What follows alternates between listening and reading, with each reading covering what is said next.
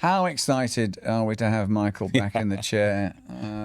And he's just, I mean, apart from Scott Bakula, and he might even be the nicer of the two. Maybe. Sorry, Scott. But just the library of stories that man has. Yeah. And you know what? It's important that we get to hear these stories because, they're in that book somewhat. Yes. But he is full of a incredible career and incredible family lineage. Spanning over 100 years now. And carry on the oral tradition of the storyteller of this town. Yeah, and now that him and his wife Marion are actually selling the house and they're moving to Nevada to be with their daughter Mackenzie and their grandchild, and this is truly the end of an era. They had a estate sale. Yeah, and God, I wish I'd gone. I had no idea that I didn't know. One selling all of the Star Trek memorabilia. And the wine. And the wine. And the wine. But apparently the good stuff's going to Nevada, so we'll see them when we go there. Well, maybe we'll swing by. Yeah, but it's going to be a very exciting chat, and he's a lovely, lovely man. He really is. Yeah. Hope you enjoy it. No. Please, this is what we call our call to action. We really need your support. I can't say it any more clearer than that. So please find us at the Decon Chamber on YouTube and on Spotify. And Apple Podcasts. And thedeconchamber.com. Yep. But the best way you can support us, really, is to become a Patreon member at patreon.com. And for a small amount of money a month, you can help us keep these lights on keep this show going.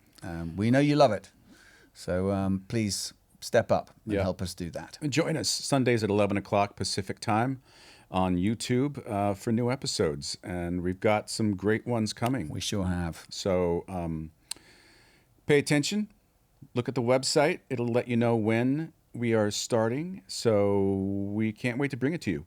Thank you, guys. Hey guys, stick around for tricky trivia after this episode. You might win a Jackson.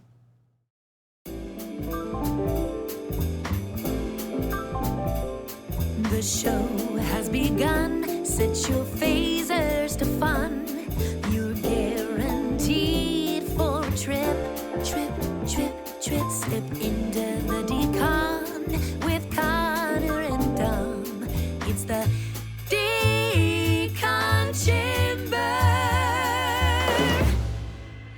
Ladies and gentlemen, boys and girls, Trekkies and Trekkers, welcome back to the Decon Chamber. As always, I am with my co-defendant, best friend, co-host, innocent, Dominic Keating. And the word legend gets bandied about quite a bit. Not about me. Not about you, unfortunately. But the person across from us is a true legend. And we are thrilled to have back in the seat of the Decon Chamber for the first time, Sir Michael Westmore. It is. It's an absolute honor to see you again, Michael. God bless. And your lovely wife, Marion, off to the side, coaching. That's a lie. That's my brains over there. This is a big time in your life. I mean, we just understand that you're packing up the house here in LA for and you're going to move state. You're going to go to Nevada to be with Mackenzie and your grandchild, and you just had an estate sale, I understand. Which was an experience. How'd that go? It has another name. It's like a garage sale inside the house. Yeah. And it was actually took place in the garage too. And I mean, we had people everywhere. Upstairs, we have the house, which was Marion, myself, a cat, a dog, and Michael, who we would see for about a half hour every night, my son, and it was like the whole house. Luckily, teeming. Oh my God! It was like, and cars park. We can where we are. You can only park on one side of the street. Right. So all these people were parking and coming from. You'd see bodies coming up and down the street. It's it probably cost us money in the long run. The people that came got a better deal than I did. How long had you been there at your house? Been 25 years. 25. 25 years. Because the last time we saw you, I remember asking, you must have a ton of memorabilia. And, Yes. All... No. For part, I got part of it, and they got part of it, whether they paid for it or not. Were they Star Trek fans you knew? Were you... Some of them came, yes. Did they knew who you were? Yes. Yes. Yes. In fact, it was interesting. This man came from across the street who he hadn't met, had been living there for 2 years with his wife, and he bought one of the big Star Trek posters, and he dismantled it out of the frame, and I signed it for him, and he put it back in, and he said, would you come over for dinner? So we said, sure. It was actually just Monday night that we went over for dinner. Talk about Trekkie. And Really? this man, honey, was I know he's an attorney. The trial attorney. He's a Beverly Hills trial attorney. And we talked about Star Trek the whole time. I could never get him onto what he's doing. Right. And he knew the name of every character. I'd even say, well, you remember the one with the spots and with Darmok. Darmok was the last makeup, full makeup that I did 3 hours, because they kept telling me, now that we've got 2 shows going, they always overlapped with the movie, that I couldn't sit and do another 3-hour makeup when I was needed to do like Terry Farrell spots or Kate Mulgrew's makeup, and it was just a matter of... You just didn't have the man hours to sit in the Well, I have trailer. a feeling this lawyer was like, I think Michael Westmore lives across the street. He did. House that I He even told me. He said, I looked you up. Really? Yeah. But he was a Trekkie. I mean, a true Trekkie.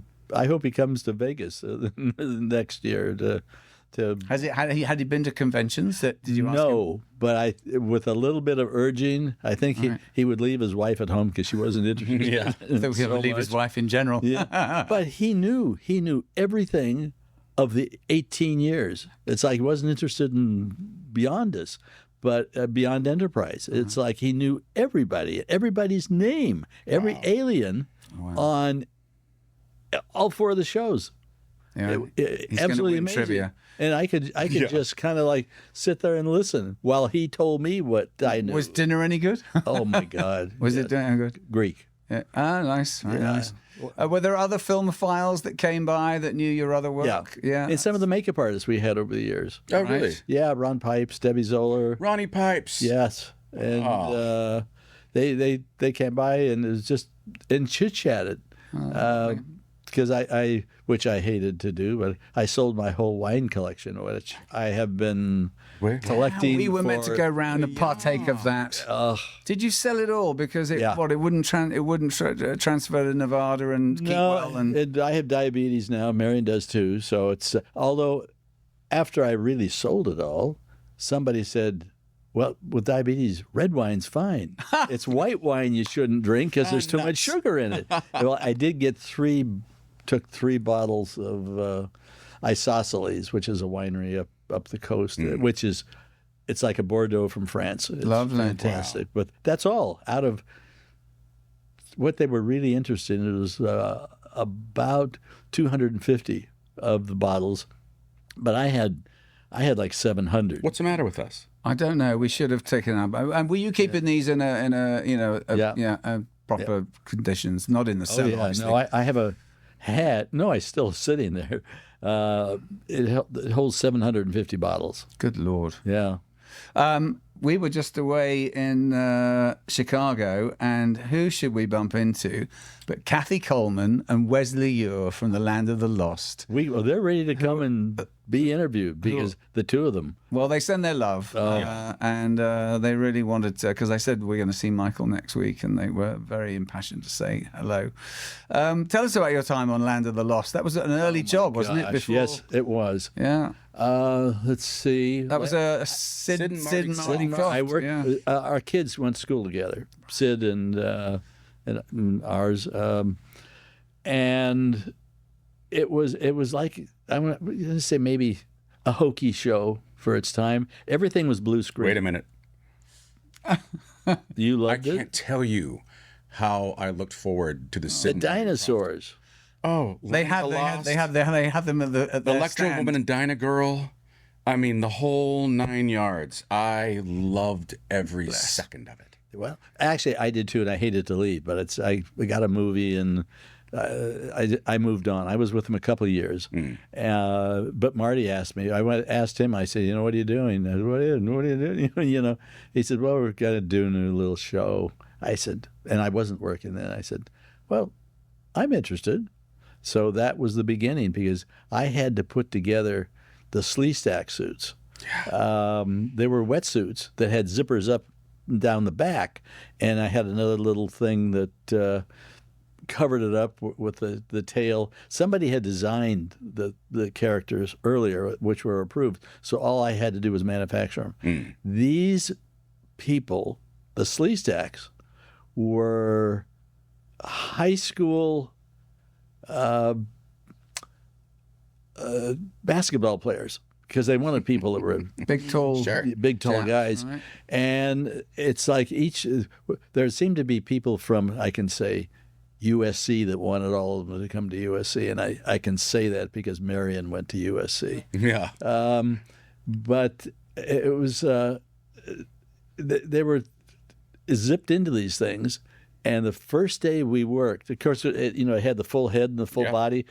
One of the guys had, I don't know, a foot like that. So I had to make, I made one giant foot, and then all three of them were the same foot. Lord. So, Oh, my God. yeah. I once had the chiropractor had one of Shaq's shoes that literally I could get both my feet. Size 24 or something. Incredible. The first day we filmed, and I put for the eyes, they were bubbles. They were plastic bubbles that made it look like a big bug eye. And they were standing on the top of a ledge. And I looked up at it, and I said, their eyes are looking silver. Why are their eyes looking silver? That's not right. And so got them down and looked at them, and they perspired inside the heads, and they couldn't see. Oh. Thank God they didn't walk off the ledge, because Right. it was about 8 foot off the ground. Oh. And I took the heads home that night, and Marion had some material, see-through material, that was black, and I glued it on the back of each eye, and that would absorb the sweat. I'm always it was problem solving. That's been my life, especially on Star Trek. Yeah. Because everything that we did there, so much of it, not so much as far as my department went, having to do make things up and do it visually. Dan Curry, he was doing that type of thing for us. But I was always there with him, because so much of the materials, whether you're opening up Data's neck or arm or head or something, or Geordi's blinkies, and every one of the 4 shows, we had practical things that worked. It was cheaper to do it practically than to do it. Certainly in those days. Yeah. With the CGI. Well, I remember in meetings where the director was, because we had a meeting before every show started, and they'd go, I want 15 laser hits. And Mary Howard would go, you can have 7. Yeah. It still Right. was a budget. And we had on all the shows, we had good budgets but you still had to work within, the $1 million or something. And when you run into problems, fixing those on the run, when you have, they say you got 15 minutes, which means you have 11. And I would give them 20. Right. Yeah. Right. And, how do you just sort of on a whim figure it out? What's the... I tried to make... I knew what was coming up. It was be in the call sheet. Or I checked with Bob Blackman, and I checked with Dan Curry. We were all very close. Yeah, Bob was a bit... And we would always... I would make sure whatever I was doing, whatever alien was, I was doing some effect with it, like the Borg, they were all checked out before they ever went to set. They were. I was never having...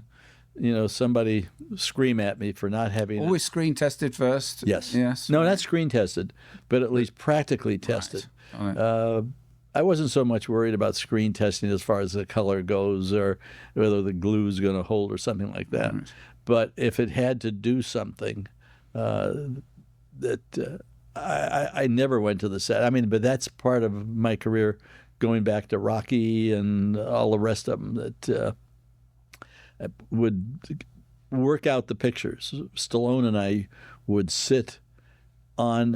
He lived in Hollywood, in a one-bedroom apartment, and had a punching bag hanging from the chandelier in the dining room, and a mattress on the floor, and we sat on the mattress and screened fights. Yeah, really. So really. I got to really see.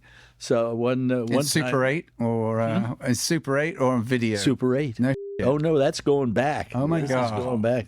But he wanted to take me to a boxing match to see the. Did you go? Yeah, I went and I got. What kind of match was it? Was it a professional? Or? Yeah, oh yeah, it was a professional match, and we're sitting really close, and I'm thinking, oh, they're beating the crap out of each other, and I get to sit here and watch this, and then get hit with blood.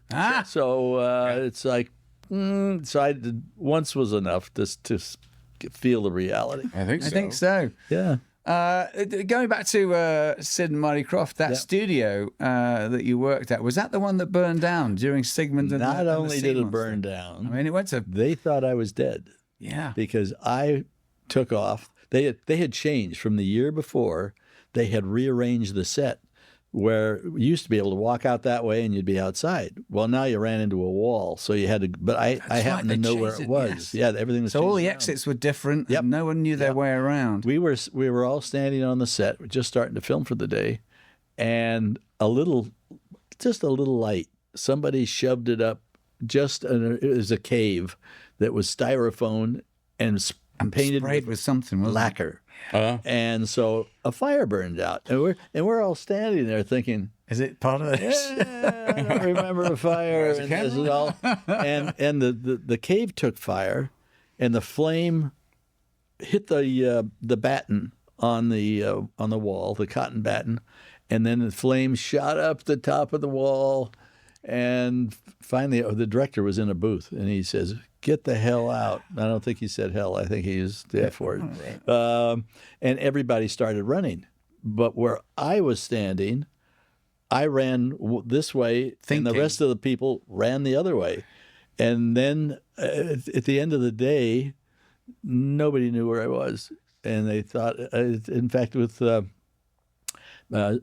Marty's wife, what was her name, hon?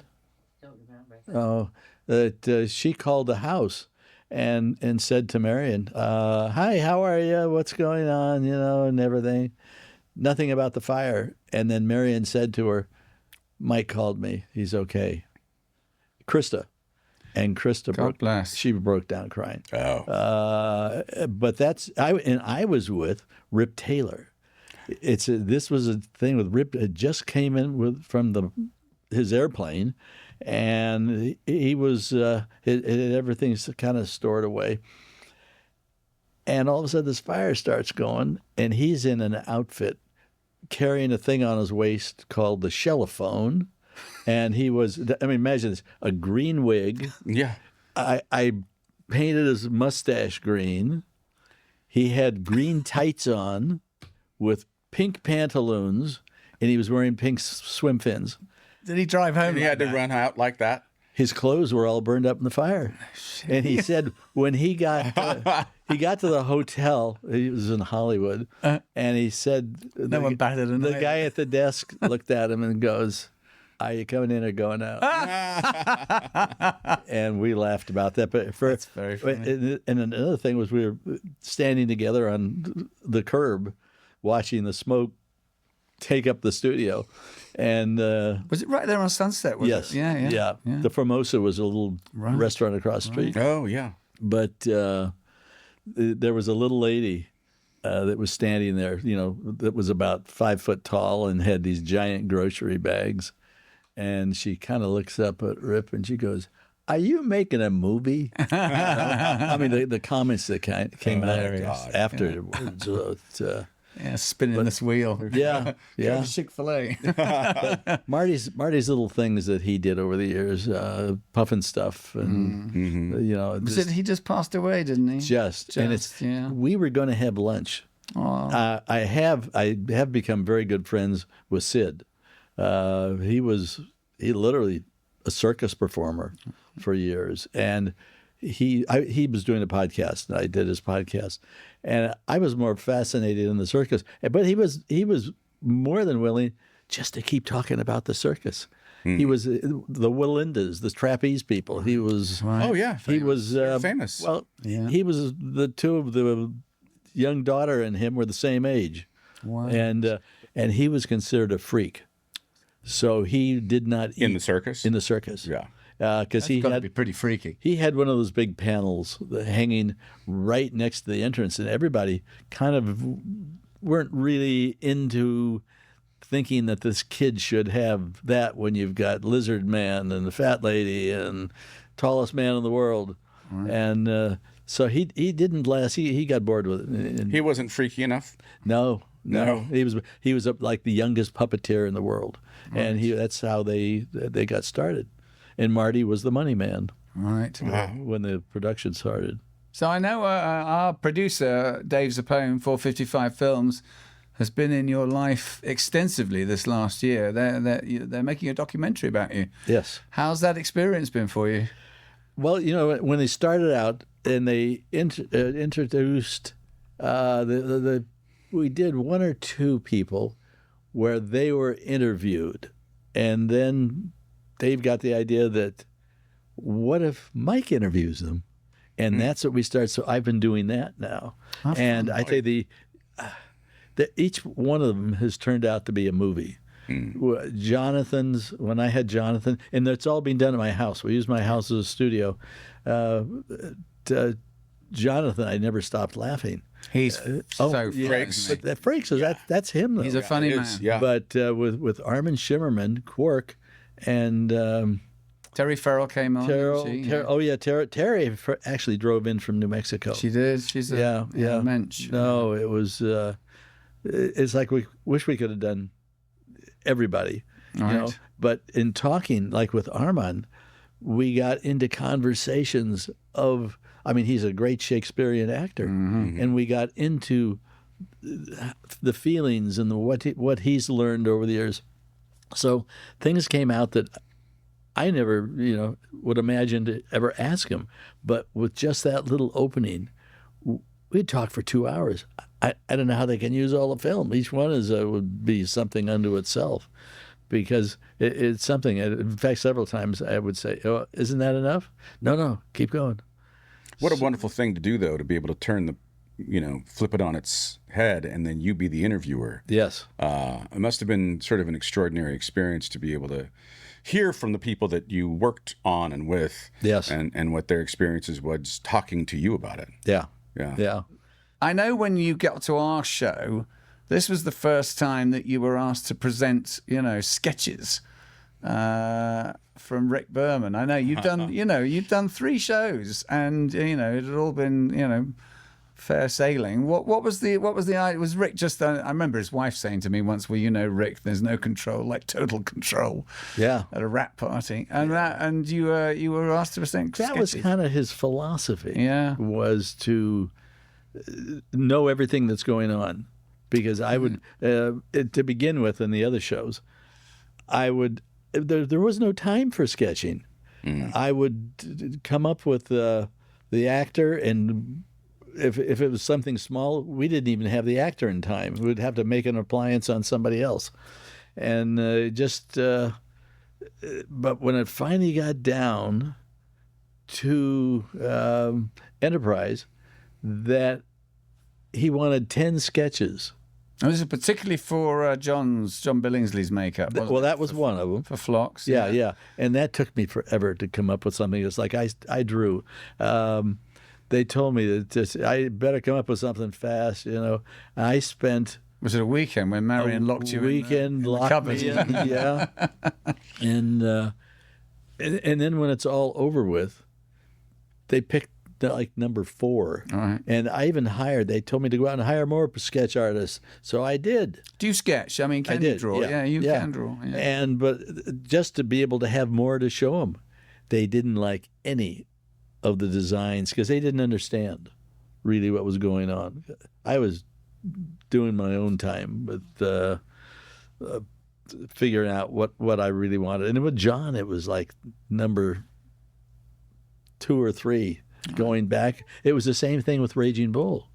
I had to do 21 tests. This was full out tests with De Niro, and when it all came down to it, we picked out like number 3. How many pieces would he have had on his face for that? Basically, nose and eyelids. Right. You know, Yeah. to puff his lids out here, put little scars. When he's really banged up. Yeah, I had him same thing on Stallone and Rocky, and although Stallone only had a nose if if it was swollen or he got hit or something.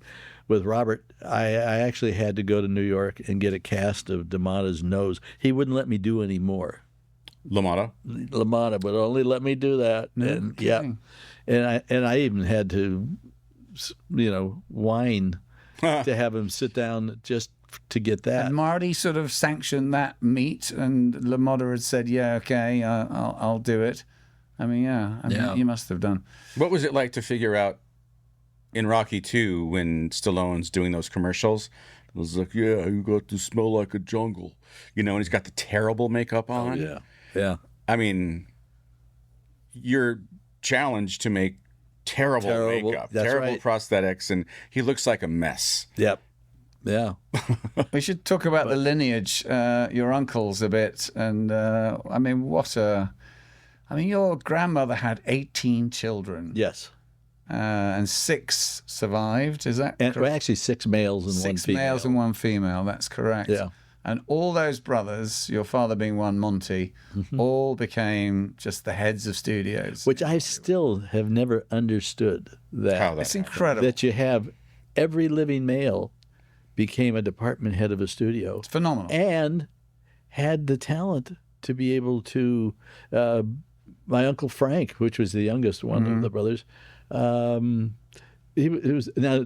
My family with DeMille goes back to silent films. Yeah. King of Kings, but Frank was still doing DeMille films. Right. 10 Commandments. 10 Commandments, yeah. Circus movie with Yeah. Jimmy Stewart, and that it's funny. It dawned on me. I think it was not too long ago. Going, damn, how'd that happen? That there wasn't one of them that went off and did something else. Are they? There's none of them still with us, are there? They're all gone. No. In bless. fact, my 2 brothers have passed away.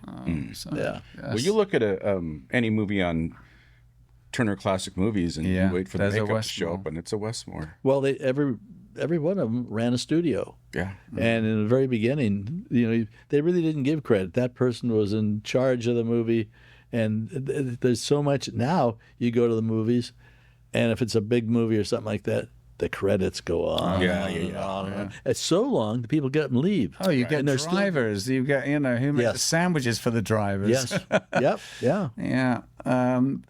You did your tutelage under your uncle Bud. Yeah. So, and he was at Universal, and that's where you did your 3-year tutelage. Yes. And learned Yes. beauty, makeup, My first sculpting. in an apprenticeship, you spent 3 years, and every 6 months you would change what you were learning. Right. And you would study with the makeup artist. Not only your Bud's proficiency was in beauty makeup. Right. He was married to Rosemary Lane. Bud was A married. lot of them were married several times, weren't they? Yeah. Yeah. Well, I think out of the group, there was like 18 wives. 18 That's right. wives. Yeah. Yeah. And So you two are. well, Mary and I. know normally. No, Wally was only married once. Wally was only married once too. Yeah, God bless. but there were rumors about him, and They're gone. Go ahead and tell I would take an oath. I would. You mean he take was lighting his loafers? Oh yeah, no, I'm talking about me. Yeah, yes, light and the loafers, and it's. No kidding. Yeah. And your dad, because when your dad married your mum the second time, Yes. that's when you were born. Yes, and my I mean, brother it's Marvin. Amazing. Yeah, I mean, it's just amazing. yeah. Did you want to go into the business? No. You didn't. No, I had studied art history at the University of California, in Santa Barbara.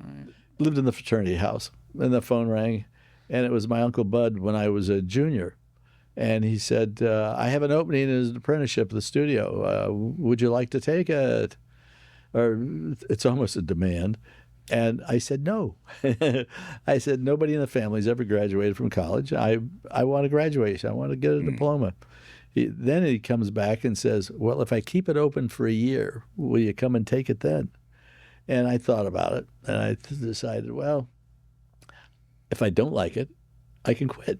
What aptitude do you think he saw that you had that would be suitable to? Oh, I've been drawing for Right. my whole life, Right. you know, and doing little things. Right. I hadn't done that much sculpting, but that, luckily enough, that just came to me as I really got involved. And then I had John Chambers, which was, I might have been a whole different person in career if it had been somebody else and not John. Right. Why do you say that? Because he taught me. I had a book that was that thick. I still have it. And I wrote down everything he ever told me. How to make teeth, how to do rubber. Teeth thing, yes. How to sculpt. Oh, the other man, and there was another man there too. It wasn't John by himself. There was a man by the name of Chris Mueller, and he was an unbelievable sculptor. In fact, he sculpted the whole thing on the Creature from the Black Lagoon. Oh, Right. Yeah. And there was other things. Universal was known for doing Class B monster films. And stuff. Which brother was the Black Lagoon guy? That was was that Perce? No, Bud. That was Bud. It was Yeah. still Bud, right? Yeah, and Bud would actually get the trunks on and get in the tank with the actor and everything. Because the first time they stuck him in, nobody ever thought of this, that the actor's feet went up in the air, and they hadn't put any weights Right. into the bottom of his feet. To let him down. Yeah, Yeah. to keep him erect. So that but Bud loved it too. He would go, he would come up to the lab and just putter around. He really didn't sculpt. He was his forte was art and basically beauty making. Great beauty makeup artist. And they had the store on Sunset, didn't they? Yes. 6638. Yep. And was that which brothers owned that? Perce. Perce. Perce was actually the head of it. Right. They all went in together. Perce, my dad, I think Bud, and Wally and Ern when it first started, and then people kind of dropped out of it, and Perce seemed to take over the whole thing. And that was a mail order thing too. No. Oh, it was a go in and It was I would say the salon right. for makeup and hair in Hollywood. Right. It was opened in 1930. I think it was 1935 Right. where was it? on Sunset. Sunset Boulevard. The building is still 6638. there, Yeah. Sunset and close to Highland. okay. Right. Yeah. Because there was a period of time, I mean, right at the beginning of Hollywood's history, where the artists would do their own makeup, and They did. In fact, they still. When I worked with Gig Young, he Yeah. liked to put his own makeup on in the morning. you know, and it was which was the brother that did Clara Bow's makeup, and That was my grandfather George. that was George. So right, and when I was reading your book, she said that she did a movie called It. Yeah, And that's my dad, where the- that was my dad that was was your involved dad. with that. And when he strapped her down. Yes, and, the flapper look. Yep, and then he was also with Valentino until Valentino died. Right. Yeah. And that's where the It girl That's comes right. from. Yeah. I did. And the page boy haircut and, Yeah. and all yeah. that. And I've over the years I've gotten the tapes and Such a and watched history. the films because it's like out of curiosity just to see what they were. And Valentino was just some dude he met in the commissary, right? Yep. Who he spotted a look, and they became good friends. and they became good mates. And was he a bit of a gigolo at the time, or My dad or Valentino? or both? You know, My dad's the one that drove the boat. right, right. Yeah. Seriously. Valentino had a great boat, a motorboat, and But he just created his look that became so slicked his iconic. hair down Yeah. with Vaseline, That smoldering. cut his eyes. sideburns down into almost like Star Trek, Right. Yeah. tiny sideburns, Right. and Yeah, Ethan Peck's sporting those. It now in darkened Stranger around his Worlds. eyes, mascara and eyeshadow and everything like that. So trying to create this very, The chic. chicish Yeah. look. Yeah. I love looking at those old photos and how well put out the makeup artists were. Like you had these Yeah. were they white jackets, you had your tie folded in halfway down Tie. the shirt. They were still wearing ties when I started. I nearly wore the black tie this morning to mimic. Yeah. But he was the tie was a necessity with the white shirt. But Was that just because to look professional? no, yeah, exactly, Yeah, right. exactly. As opposed now, prior to that, they wore the white smocks. Right. There's pictures of going back earlier where a grouping of all the makeup artists standing having a group photo, and everybody's wearing a white smock. Right. There, but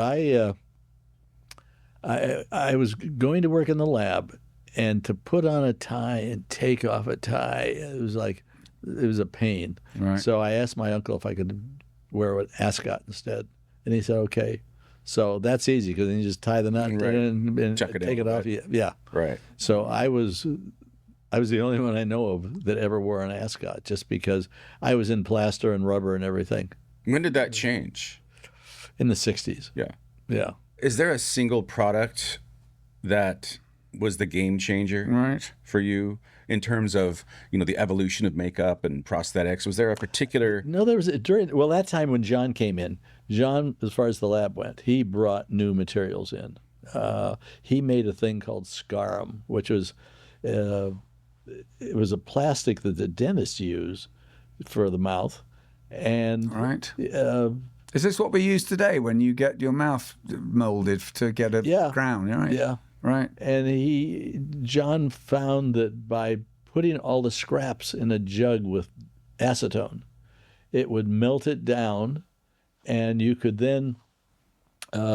He had tubes, and you'd turn the tube. The bottom of the tube is open up, and you'd fill it up, and crimp it shut. It's like a tube of toothpaste, and you could make scars, like just Wow. right out of Line the down. thing, and you let it dry, and then you paint it. With it'd be a raised scar. Right. And I used a lot of that in the beginning of my career. Because I know, yeah, Paul Mooney, who was doing the original Scarface, he used some, what did they use? And it actually left a scar on My his... dad did that. Yeah, your dad actually left a scar permanently on his Yes. face. Yeah.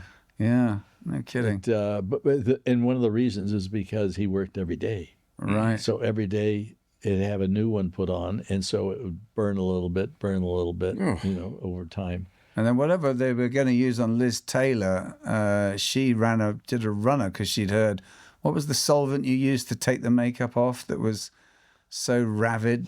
And she... Well, a lot of times it was alcohol. Alcohol, right. Yeah. And all her friends told her, it was the John Huston film, Yeah. List of Adrian Messenger. That's right. And all her friends said, don't do So it, it's don't do it. So she didn't do it. She got on a plane and flew from London to disappear. runner. Yeah, and disappeared into France or somewhere. And Where's Richard? it would have been good, though. Because we had sketches that were done at the Universal. And she was supposed to play an old seaman with a beard.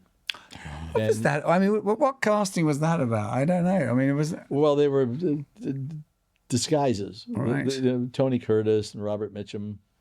There were 4 of them, and Elizabeth was supposed to be. To be honest, I don't know the movie. Is it a comedy of some sort? No, it's a serious... It's a murder mystery. It's a murder mystery, no kidding. and George that C. was- Scott was in that, wasn't he? I think. if I'm Yes. right. Yeah. Yeah, that goes back to like 62. Should have a look at it. Yeah, right. Yeah, Before my time, a little bit. yeah.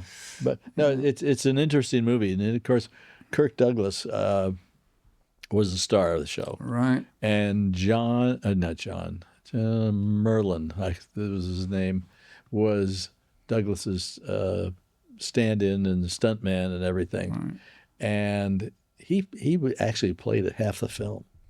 And they did a story on it many years later that how pissed he was because nobody ever gave him any credit at all, and especially like having to walk down a street. Douglas goes, "You're not going to do that."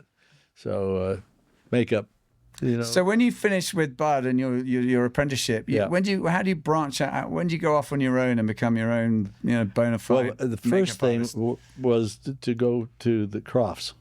Right. Oh. It was it? Well, yeah. And when does McHale's Navy come in? Is that after? That's after I became. That was the first thing I did when I was through with the apprenticeship, and that was Right. yeah. But and that was really a funny thing. I had, I was doing Borgnine. He had a big. Yes. Big head. Has he passed away? I think Yeah, been gone for a while. Just to go on. But no, he was all bald he was always going bald, or he was going bald back here. So that was the other thing I had to do every day. Ethel Merman did that to him. Yeah. Well, Ernie did. This was like Thursday, and he was marrying Merman on Saturday. Mm-hmm. And when I'm doing his makeup, he looks up at me and says, "I shouldn't be getting married." Oh no! What do you think? and they didn't. It didn't last very long, but I guess it was a fascination for an hour and a half. Yeah. But, They fought like cat and dog. but he asked me. Right. But I've had other ones, over the years. What do you think? Well, How do you? It's a bit of a therapist chair, isn't it? Yeah, it is. Yes. Yeah. No, it is. It is. Now, with our makeup, I know you had to sort of update several of the aliens, like the Tellarites Right. and the Andorians. Were you instrumental in the moving? I didn't make those, Antenna. but I was involved because they told me, if you can't make them wiggle, don't do it. Right. We won't have the characters. Right. So if I had gone in there, or I was somebody else, and I said, "No, I don't know how to do it," that would have been Berman would have just X'd it all out the door. We had to ADR anything when they moved because they did squeak. No. Oh, a little Oh, they bit. did? Oh, yeah. Oh, you could hear You it? could hear him. Oh yeah. Yeah, yeah. Oh, yeah. well. And Jeff must have just been out of his mind. He had to get used to it, I'm sure. Where Yeah. Now, he was another one that I interviewed that was, in fact, it was the same day? Might have been. I mean, I was exhausted at the end of the day because he was just like Armand, getting into the theory and things that, and having his own stories and stuff. Yeah, Jeff's wonderful to talk to. I said, and Armand, it's, yeah. do you have, I think that actors have to have an emotional connection to anything that they're doing. So you got to find a way Well, to make that organic for yourself. Not only that, but what could happen is many times when the director was things were going on. Well, actually, Jeff, I think could perform better than just sitting there and doing a little. I mean, he would actually. If he heard something over here that he knew that the antennas should go before the look, so the antennas would go, and then he would follow Right. follow through with it. Because they had operatives just off to the side that were, Yes. manipulating Yep. them. Yeah, they were. They Yeah. were very good at it. I Yeah. have to say. Yeah, makeup effects actually. That was a lab over in North Hollywood.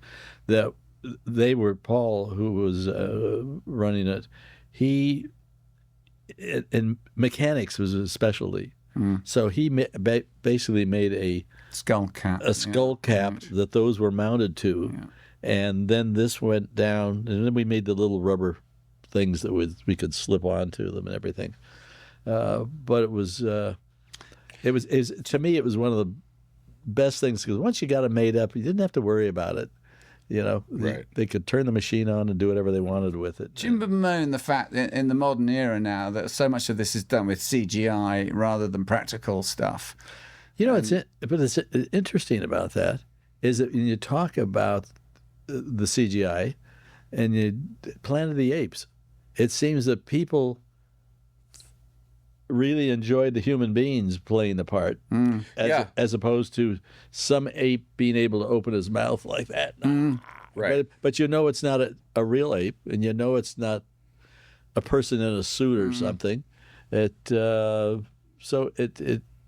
And I think it's more Psychology behind the character itself that you're watching as an I was audience. going to say, as when you got dressed up as Michael on Stargate, and you saw the character evolve in front of the mirror. Yeah, And as over you the stepped time. out of the trailer into the set, you were like, okay, Ready to go. It's ready to go. And there's a process there that's missing now, I think, a bit, particularly for if the actor knows that it's all going to be done in post. Well, and the thing is that they aren't they're not makeup artists that have anything to do with it. No. Right.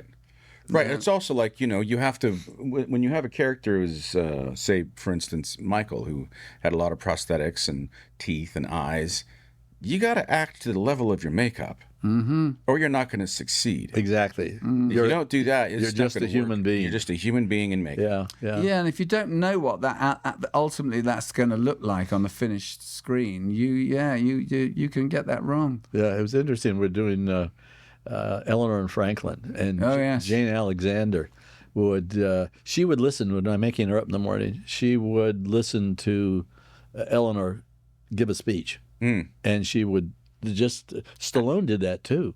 Stallone listened to a 20-minute tape telling him how good he was and how wonderful. Yes, and the makeup took exactly 20 minutes to do, to get his little eyebrows or little puffy things under the eyes, and it actually, there's no sound going on except a tape machine.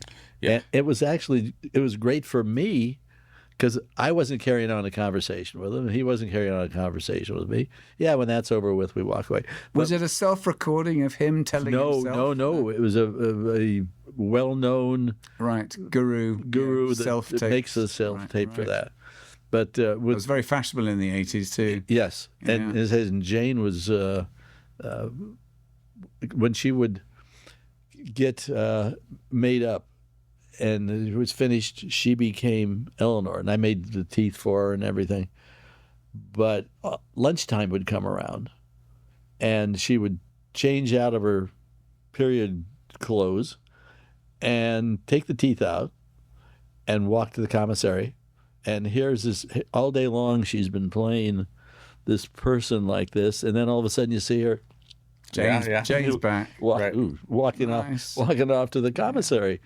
It was interesting because when we did the makeup test for it, and we did it over Fox, and we're filming, and Jane's standing there, and they're saying, "Turn to the right, turn to the left," and it's like, I'm starting to die because this is just a makeup that isn't really doing anything at all. So and in fact, somebody made a comment on it that it's not moving at all. Then the first thing they think is the rubber is keeping her from acting. So I went up to her and I told her, I said, put your hand up to your face and just act and do something. And so she did, and that changed the whole thing. Right. That happened to me on Star Trek. I would take the actors, whether it's a new Klingon that was going on. We had a big mirror in the upstairs lab, and I'd take them over to that, and I'd say, "Now, put your hands on your face, open your mouth, do that." And I'm saying, it's not going to fall off. So many of them were also afraid it was going to come loose. Trust in it. Yeah. And so that once they got used to it, and that's why, like with Armin and Jeff Combs and people like that, the Cardassians, they could become the character in the Cardassians. Mark Alimo was wonderful, wasn't it? It being the original Cardassian, and I had a concept for about 2 or 3 years prior to the Cardassians ever appearing, and I used a look that I saw in an art store next to a Thai restaurant in Studio City. Mary and I were going to dinner, and it was a thing that was huge, this big picture, and it was a really like a beautiful woman, and she had a spoon right in the center of her forehead, and I said, I'm going to use that someday. And I did, because all of a sudden I get this cast of Mark's head, and he's got a neck that's about that long. And I'm thinking, what the hell it's going to look like with the... Is that how you came up with those? Yes, and that's why I added those. I wish I'd added more of things like that along the way, but that added time to doing makeups. I bet. I mean, that was extensive stuff, wasn't it? Yeah. I know there's a story behind the Suliban. I would say that's more than the Cardassians. Yeah, really, because, I mean, that pebbled head and then painting that. Not only the head, the ears, they were separate. the lips were separate, Right. and the backs of the hands. I mean, anything that showed, any human flesh that showed, was covered in that pebble skin. Because I went in disguise as a Sealer one episode, and oh my God. Loved every second of it, didn't you? Yeah, yeah. That was, so when they take that off after a 16-hour day, literally a waterfall of sweat would Yeah. Well, we pour had down my back. we Yeah. had John. What's his name? Who was Fleck. John Fleck on, Yeah. and Yes. and as good as he was in the role, he just hated it because of the he's claustrophobic. One, Yeah. That he should have said, "No, I'm not going to do it." Yeah. I only had two. Out of the 18 years I was there, only two people actually told me they have claustrophobia. And we said, "Fine." One was going to be a Ferengi, and I forgot what the other was. And they said, "No, it's not going to work. no, it's not going to work with you." You know, right. so Lest we forget Leonard Crowfoot's costume. Just him was that himself. Data's son or something? What was he? What was no daughter. daughter. I mean, was that the story that Doug Drexler told? Because you had to scrub him with Marion's loofah, Yeah. 2 hours a night to get that stuff off. Doug And told a story. That was her idea. Weren't you in weren't you in the shower looking through his legs Oh, yes. at each other? Oh, my God. Can you go on? Recount. Doug and I were cleaning him up, and we were. He was all part of gold, wasn't he? Yes, Just he was. His entire sprayed body, gold. but he had a chest piece on here, so we wouldn't catch wrinkles because he was a robot. And I had a diaper that went from mid thigh to above the belly button, so during the day he couldn't. And his headpiece had no nostrils, no ears, and the mouth was down by the Down chin. here. Yeah, He couldn't eat. He couldn't drink. couldn't do nothing. I mean, Nothing. can you imagine? He's strong as an ox, apparently, wasn't he? There isn't an actor that could have done it because he even had the muscles on his side. He could stand on one foot and raise the other one and not move at all. I mean, he was perfect for that part. And Top of show. Yeah, yeah, oh my God, it was amazing. But scrubbing him clean at night. Scrubbing him clean at night. in particular with Star Trek. I mean, I have an example here. We had that episode where the guy playing a Vulcan, I think his medication had been altered, and he'd come in to do a scene. He's wearing the ears, and then we do the scene for lights, Yeah. and then he takes off, and we just never see him again. He went we broke for dinner, Was that what and happened? he never came He back. never came back, and they found one of the ears. in the One trash. ear, yeah. Right. In Godfather Alley, in that trash, that big old trash can. But then, they were all up in arms about getting the other one back. Yeah. And they were going to sue him and all this stuff. Yeah, I don't know if they got it or not. nothing. But did you? Oh, you have mean this one here? to- yeah. Did you have to catalog every single piece? No, you didn't. No, because by the time they wore them, they were dumpers. Yeah, Right. That one ear they did found was pinned to the second AD. That's right. For 3 years. Yeah. We shouldn't make light of it because he obviously No, he had a hard. he had a He had a mental- hard night, but mental times. nonetheless, I was just wondering about the notion that you had to be persnickety about where No. your pieces were going. No, I just watched that the makeup artist on Tim Russ, when he took the pieces off at night, he kept them and was selling them. See, there you go. But we caught it, and we said, "You can't do it. Right. That you can't. That's the property of the studio. Right, You know, right. saw that. In those days, where was he selling those? At the flea market in Fairfax? I don't know. Put it in a little on a cardboard and stuff. It was nicely done. All right. But, Can't have them. but getting back to our Doug Drexler and the cleaning the person up, is that this diaper, which we had to take and heat as a remover, and undo it and do it all, and then as Doug and I were pulling it down and getting it, I was in the front. Yeah. I was in the front. Doug was in the back. And lo and behold, between us, his testicles dropped And Doug and I are looking at each other, and we cracked. Oh my It's God. like, Oh, Hollywood. It's so glam. I think that's the first time we've told it. That's brilliant. Doug told it. Did Doug tell he it? came on our past iteration, and I wanted you to hear it from the horse's mouth. Oh my God! You look the through two of at us, each other. We're looking through at each other. It's like big smile, you know. But Marion told me What happened to that loofah? That's what she didn't want it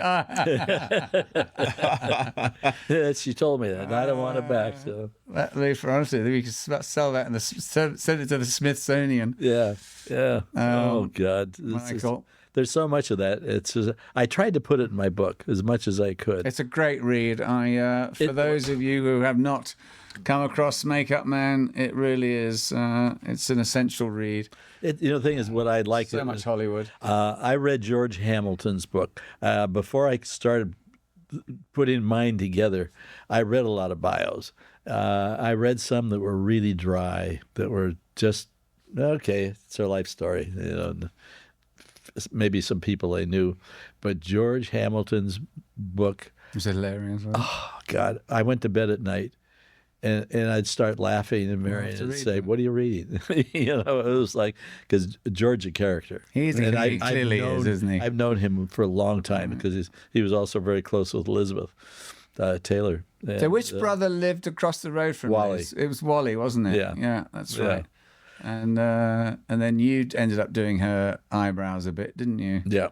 Yeah. I was with her for a couple of years. Yeah. And then you ended up doing Betty Davis after Perce let you in there. And That sounds like it was. Have fun. you read that part yet? yeah, I mean, she apparently Perce would she'd be naked on a chaise longue. Yes, and Perce was an entertainer, because it's like when he's like maybe use a brush for one color, and then because I got this right from the man that was in there as his assistant, and then Perce would throw the brush, and Nick would have to go around and Scurry collect off them. and pick it up. And clean them up and put them back on the table. And then when I finally inherited Betty, I just kept praying that she keeps her clothes on. Was it later in the Betty Davis Yes. story? Yeah. Yes. Yeah. Yeah. He was told summarily, "You'll know Perce Westmore." That's right. Yeah, yeah. It's like, oh, that's a compliment. Well, on that note, Michael, it has been an absolute joy seeing you again. You'll know Perce Westmore. But you're my hero, and I wish you and Marion all the best in your move to Nevada. And we'll see you in Vegas then. And we'll see you in Vegas. Yeah. And, I just won't have as far to drive or fly. Right. yeah. Right. And really, I honestly, the last time we spoke, I was driving home and I took the back way from Barham around Lake Hollywood, and I looked out across the town. Yeah. And we'd heard all your stories, and I just pinched myself that I came from a little town in Leicester, and there I was talking to this man that is just a legend, and his family's just Oh, thank legendary you. in this town. It really, honestly, I bet, it's interesting because to me, my philosophy and everything was do the best I can.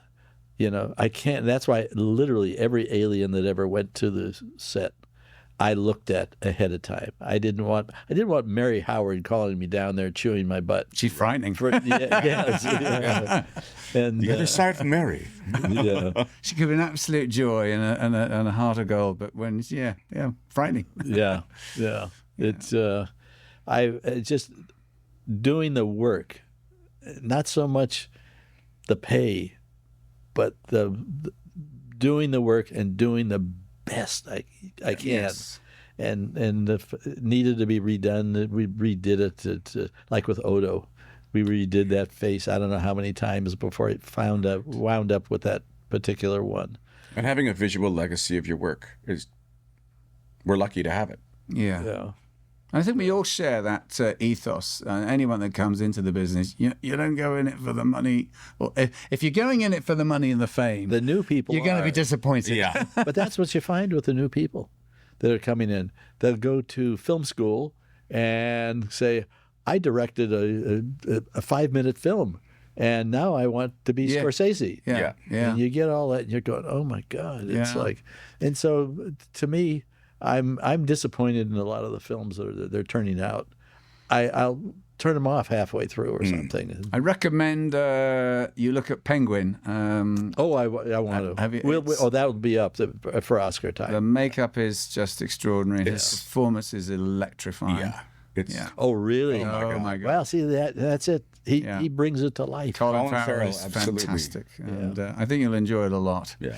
It's been a joy, mate. Yeah, thank you. Ian, Thank you. It's been my joy, and we wish you all the best. And, Thank you. We love you to death, mate.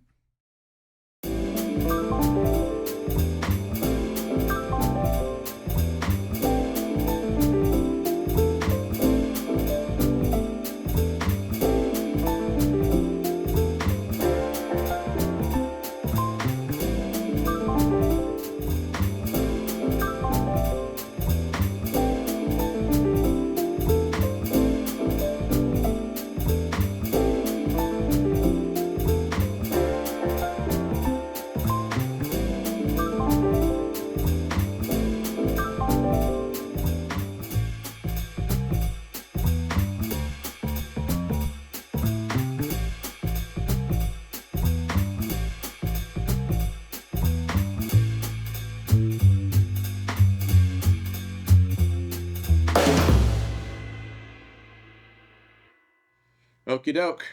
Trivia time. In the Star Trek Voyager series, Captain Janeway is well known for drinking coffee. She wasn't the only one, though.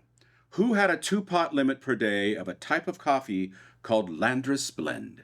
I don't know. I don't know. You will. I bet you. Someone.